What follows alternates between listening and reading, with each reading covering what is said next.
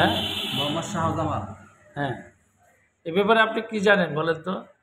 আমি জানি যে যেদিন ঘটনা হলো সেদিন আমি ফজর নামাজ পড়ে বাসায় আসছি, এখন দিয়ে একটা ফোন আসলো শ্বশুর বাড়িতে।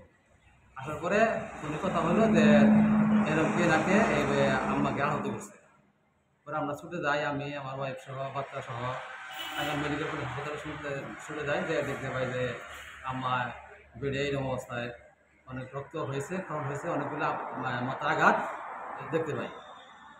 তাৎক্ষণিক চিকিৎসার জন্য ব্যবস্থা করে অনেকটি মাথায় আঘাত করার পরে অনেক সেলাই পড়ছে মাথায়, 65-60 সেলাই করা হয়েছে। এই শুনতে পাই, কিন্তু একটা মানুষকে এভাবে পোয়াইতে পারে না, মারতে পারে না। তার যদি বিজ্ঞান থাকতো, একটা অসুস্থ মানুষ, এমনি অসুস্থ মানুষ একটা খালি ঘরে এরকম একটা মারা কোনো মতে মানে উচিত হয় নাই। কিন্তু যে কাজ করে থাকে তার দৃষ্টান্তমূলক শাস্তি চাই, আইনের মধ্যে দৃষ্টান্তমূলক শাস্তি চাই। আসামি যেই থাকে, আসামি এখন ধরা হয়েছে আনোয়ার আর লিমন। আম্মা স্বীকার করছে দৃষ্টান্তমূলক শাস্তি।